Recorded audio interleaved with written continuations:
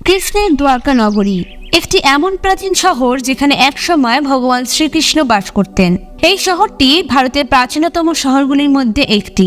ঐতিহাসিকদের মতে দ্বারকা নগরী ৯,০০০ বছরের পুরনো একটি প্রাচীন শহর, যার ধ্বংসাবশেষ এখনো সমুদ্রের গভীরে বিদ্যমান রয়েছে। কিন্তু হঠাৎ এমন কি ঘটেছিল যে এই শহরটি পুরোপুরি জলে ডুবে গেল? বন্ধুরা, বিজ্ঞানীদের গবেষণা এবং সাগরের গভীরে পাওয়া ধ্বংসাবশেষ থেকে শুরু করে দ্বারকা নগরীর নির্মাণ এবং এটি ডুবে যাওয়ার রহস্য আর কারণ সম্পর্কে আমি আপনাদের সম্পূর্ণ তথ্য দেব।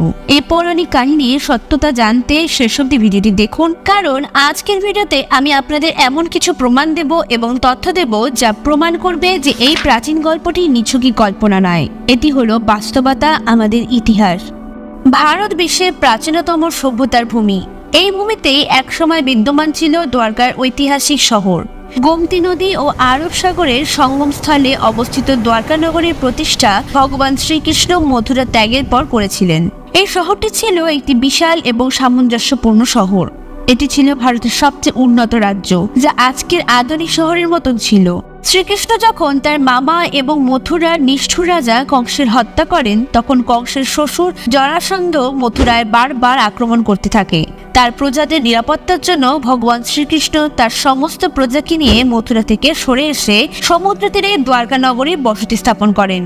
কথিত আছে, এখানে পৌঁছানোর পর তিনি বিশ্বকর্মাকে সমুদ্রের উপর একটি শহর নির্মাণের আদেশ দেন।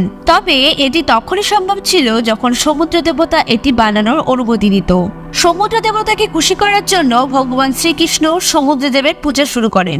ভগবান শ্রীকৃষ্ণের উপাসনায় খুশি হয়ে সমুদ্র দেবতা ভগবান শ্রীকৃষ্ণকে আরব সাগরের মাঝখানে জমি দান করেন এবং এই ভূমিতে গড়ে ওঠে শ্রীকৃষ্ণের দ্বারকা শহর। গবেষণায় জানা গেছে, খননে পাওয়া দ্বারকার কাহিনী ৯,০০০ বছরের পুরনো। পৌরাণিক কাহিনী অনুসারে দ্বারকা নগরী সমুদ্রে বিলীন হয়ে যাওয়ার জন্য প্রধানত দুটি ঘটনা দায়ী ছিল।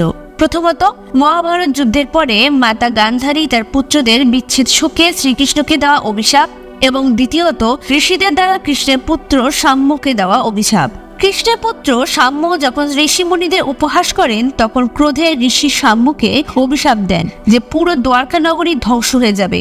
মূলত এই দুটি অভিশাপের কারণেই দ্বারকা নগরী সমুদ্রে বিলীন হয়ে যায়। কথা অনুসারে মহাভারতের যুদ্ধ চলে পুরো 18 দিন। এই যুদ্ধে ভগবান শ্রীকৃষ্ণের সাহায্যে পাণ্ডবরা কৌরবদের পরাজিত করেছিল। দুর্যোধনের মৃত্যুর সাথে পুরো কৌরব বংশের বিনাশ ঘটে। কৌরবদের মাতা গান্ধারী তার 100 পুত্রের মৃত্যুর জন্য ভগবান শ্রীকৃষ্ণকে দায়ী মনে করেন। যুদ্ধের পর যখন যুধিষ্ঠিরের রাজতিলকের আয়োজন চলছিল, তখন মাতা গান্ধারী সেখানে এসে ভগবান শ্রীকৃষ্ণকে অভিশাপ দেয়, যেভাবে তুমি কৌরব বংশ বিনাশ করেছ, ঠিক একইভাবে যদু বংশের বিনাশ ঘটবে।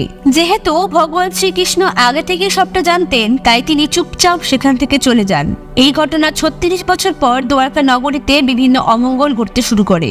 যাদব গোষ্ঠীর লোকেরা নিজেদের মধ্যে দ্বন্দ্ব শুরু করে, একে অপরের সাথে যুদ্ধ শুরু করে। সবাই একে অপরের সাথে যুদ্ধ করতে থাকে এবং ধীরে ধীরে সমগ্র রাজবংশের অবসান ঘটে। এই সব দেখে বলরাম শেষনাগ অবতারে রূপান্তরিত হয়ে ভগবান শ্রীকৃষ্ণের আজ্ঞা পেয়ে বৈকুণ্ঠে ফিরে যান এবং এই পৃথিবী ত্যাগ করেন।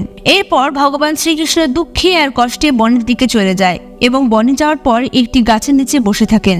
সেই সময় এক শিকারী সেখানে এসে ভগবান শ্রীকৃষ্ণকে হরিণ ভেবে তার দিকে তীর চালান। যখন এই তীরটি শ্রীকৃষ্ণের পায়ে আঘাত করে, তখন ভগবান শ্রীকৃষ্ণ নিজের দেহ ত্যাগ করেন। এরই সাথে সমগ্র যাদব বংশের বিনাশ ঘটে। যখন শ্রীকৃষ্ণের সারথী শ্রীকৃষ্ণের দেহত্যাগের কথা পাণ্ডবদের জানান, তখনই অর্জুন দ্বারকার দিকে ছুটে যান। দ্বারকায় গিয়ে তিনি দেখেন পুরো নগরী আগুনে জ্বলছে। তৎক্ষণাৎ অর্জুন পুরো দ্বারকাবাসীকে নিজের সাথে নিয়ে চলে যান। দ্বারকা নগরী খালি হওয়ার সাথে সাথে পুরো শহর সমুদ্রে বিলীন হয়ে যায়। দ্বারকার সামুদ্রিক অবশেষের ওপর প্রথম নজর ভারতীয় বায়ুসেনার পাইলটের পড়েছিল, যখন তারা সমুদ্রের উপর দিয়ে উড়ে যাচ্ছিল। এর আগে সবাই বিশ্বাস করত দ্বারকা শহর হলো একটি কাল্পনিক শহর এবং কাল্পনিক গল্পের কোনো ইতিহাস হয় না। কিন্তু যখন গুজরাটের ভাবনগরের 6ষ্ঠ শতাব্দীর একটি তাম্রপাত্রে দ্বারকার প্রথম ঐতিহাসিক উল্লেখ পাওয়া যায়, তখন মানুষ এটিকে বিশ্বাস করতে শুরু করে।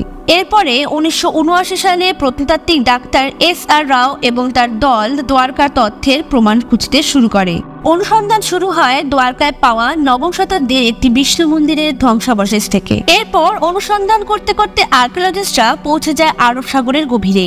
এই অনুসন্ধানে সাগরের কয়েক হাজার ফুট নিচে বিজ্ঞানীরা দ্বারকার গুরুত্বপূর্ণ ধ্বংসাবশেষ পেয়েছিল, যেখানে 560 মিটার দীর্ঘ দ্বারকার একটি প্রাচীর পাওয়া গেছিল, যার গঠন মহাভারতের দ্বারকার বর্ণনার সাথে হুবহু মিলে যায়।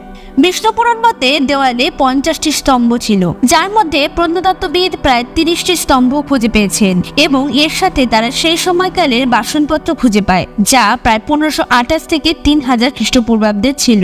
এটি প্রমাণ করে যে দ্বারকা নগরী এখনো সমুদ্রে বিদ্যমান রয়েছে। বহু দ্বারের শহর হওয়ার কারণে এই শহরের নাম হয় দ্বারকা।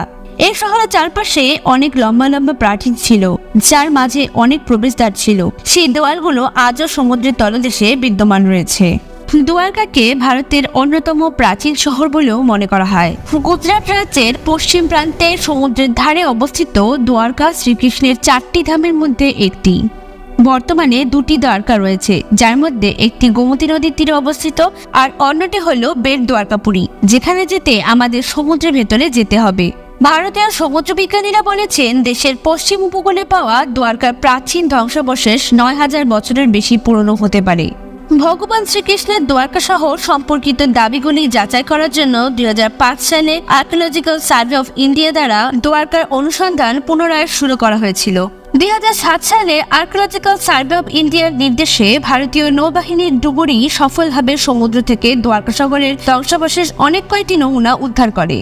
এই বিরল নমুনাগুলির কার্বন ডেটিং করার জন্য দেশ বিদেশের ল্যাবরেটরিতে পাঠানো হয়। কার্বন ডেটিং থেকে প্রাপ্ত তথ্য অনুযায়ী এই নমুনাগুলি প্রায় 9000 বছরের পুরনো। যদিও এই বিষয়ে আজও গবেষণা চলছে এবং যা কিছু আজ অব্দি পাওয়া গেছে তা এটি প্রমাণ করে যে দ্বারকা শহর হলো শ্রীকৃষ্ণের প্রাচীন শহর।